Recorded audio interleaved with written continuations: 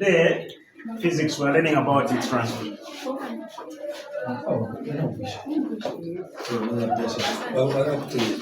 Okay, so heat transfer. Now, heat energy is a transfer of heat, obviously from a water region to a polar region until temperatures are balanced. Okay.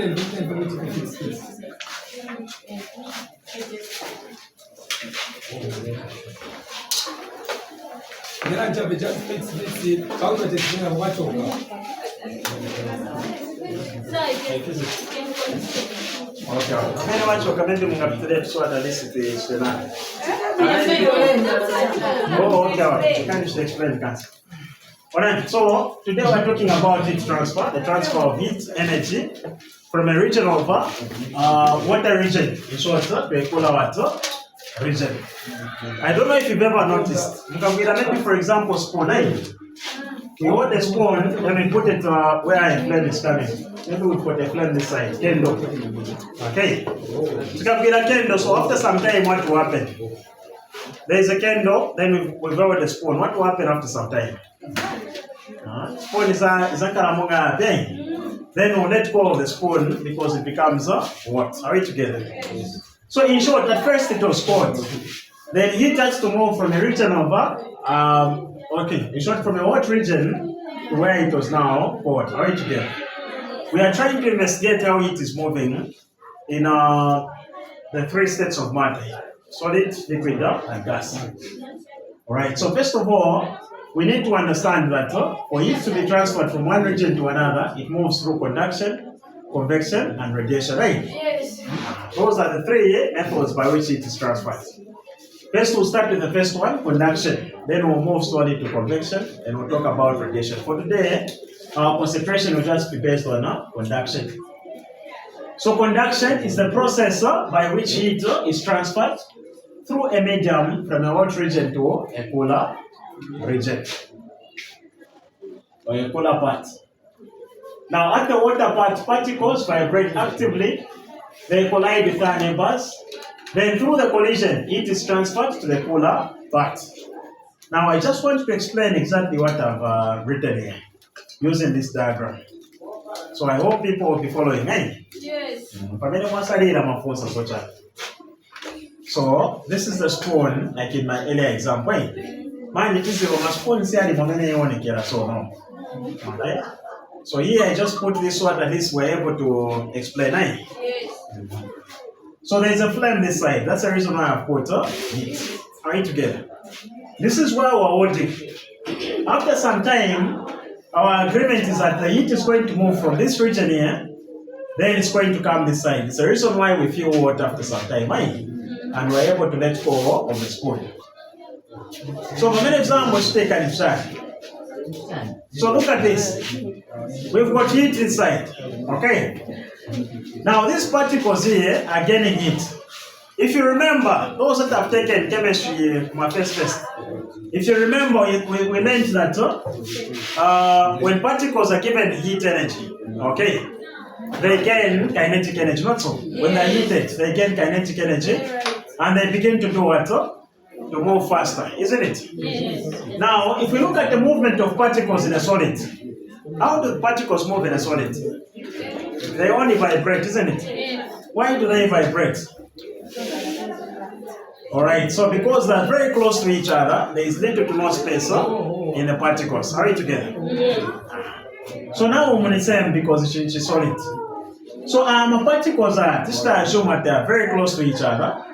Between these particles, there is little to no space. So like I should gain energy.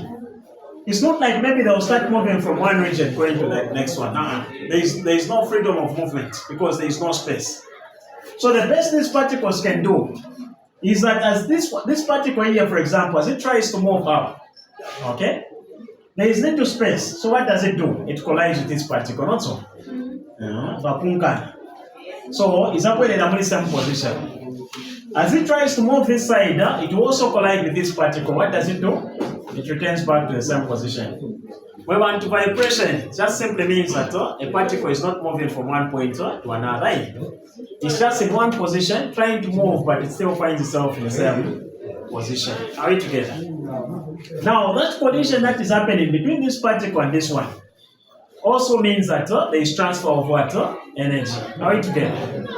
Then to the collide, there is transfer of energy. For example, maybe we get, I want you to picture two vehicles. Emotions ina mwibwera kuna pampu. Vikamenyana, what will happen to this one which was still? Is it going to stay in the same position or is it? Don't you think there is transfer of energy from this one that was moving to this one which did not have energy at first? That is not so. It's a reason why it moved. So now, by same, he particular kaimenya, na yeye reserve na even there. Are we together? So by trying to move, it collides with the neighbor particle. Now he same, he saw it will try to move. Ikamenyana na hapa neighbor, it will transfer the energy to the one that is next to it. Are we together? So it is because of this kind of movement, the collision between particles. It's because of that that the energy is being transferred from this point to the part where it was stored at first. Are we together? Because of the collision between particles, there is transfer of energy between one particle with a neighbor particle. Are we together? But Mukumuka, I'll just take you back a bit. Conduction, grade 6, somewhere there or 7, we are saying this is a method of heat transfer through what? Solids. It's the reason why I put that in brackets. Do you know why conduction works well in solids? This is because particles are very close to each other. My solids, my particles are close to each other. In liquids, at least there is a bit of some space. So for particles to collide with one another in a liquid, the chance is smaller compared to when we have a solid.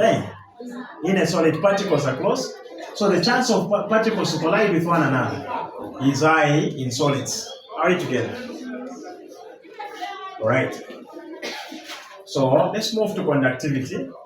Maybe this part now we explain what I'm talking about. If we look at materials. Now, thermoconductivity depends on materials. For example, if we look at air, wool, cotton, wood, water, glass, and plastic, these are bad conductors of what? Heat. The other name we can call these bad conductors is what? Insulators. This is the reason why I've put that in brackets. Are we together? Yes. Insulators. So bad conductors of heat are also called insulators. I can't put it outside. Metals, e.g. steel, iron, copper, silver, are good conductors of water, heat. Now, the order of conductivity, if you want to compare which materials are very, very good conductors, then going to the poorest conductors. We'll start first of all with metals. Metals are solids. Most metals are solids, not so. So, these metals are the excellent conductors of water, heat. Are we together? Then if we go this side, there are non-metal solids. So non-metal solids, if we go back up as well, you remember I talked about some of the things here. Who is like cotton, eh? Now can we call cotton a solid or a liquid?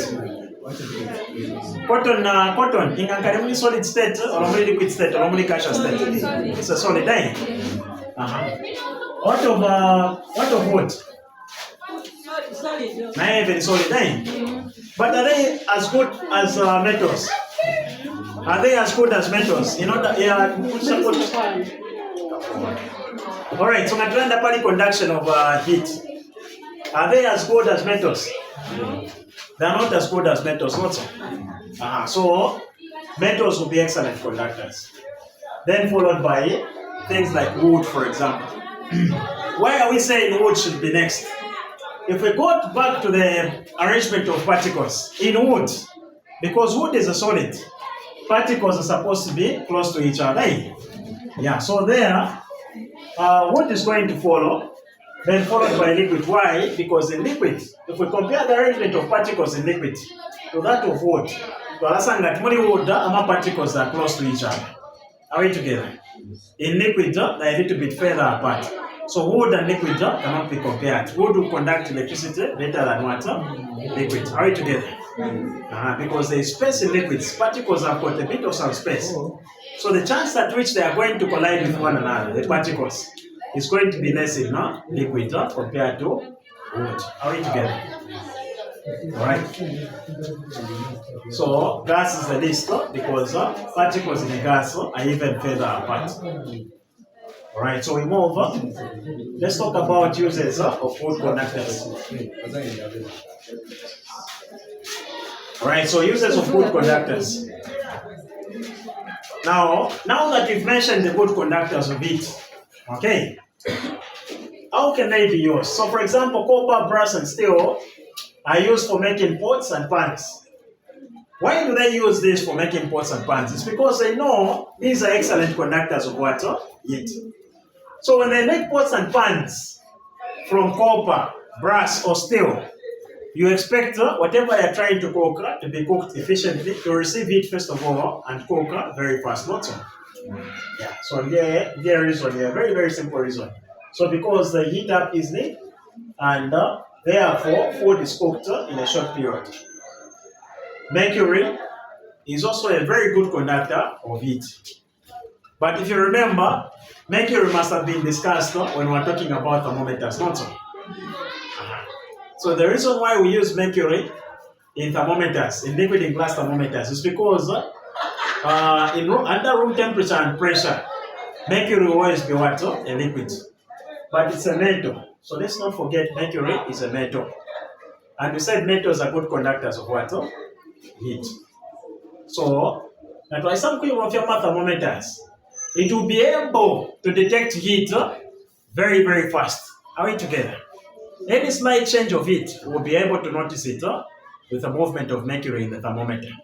It can rise and fall, depending on the temperature that it has sensed. Are we together?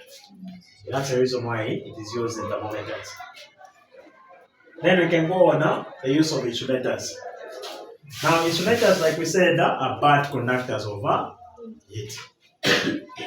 So because they are bad conductors of heat, we must take advantage of that property to see how we can use them. So wood and plastic, for example, are used for making handles.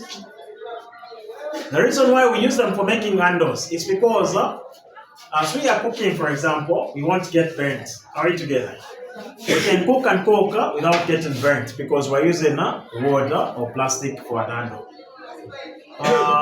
Earlier, I think when we were discussing this topic with some people, they asked, why do we use a cooking stick? Okay? Why is a cooking stick made of wood? Who can give me an answer for that one?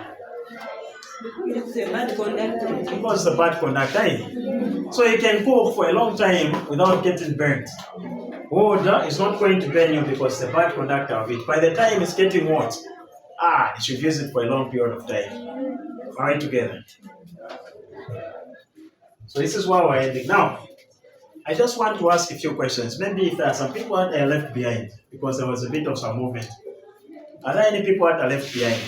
The people that did not follow at any point, you can ask questions. Or you can just say, no, Nasani the person also, so that at least I am able to explain to you.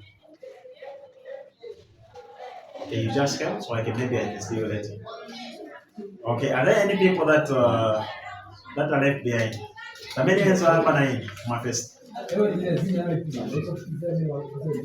any people? All right. Are there any questions? Maybe let me put it that way. We've all understood.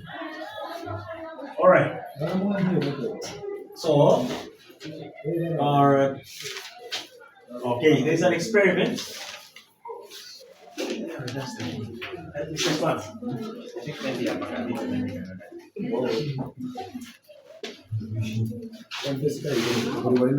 English hapa so niwakopere tucha Beniswate.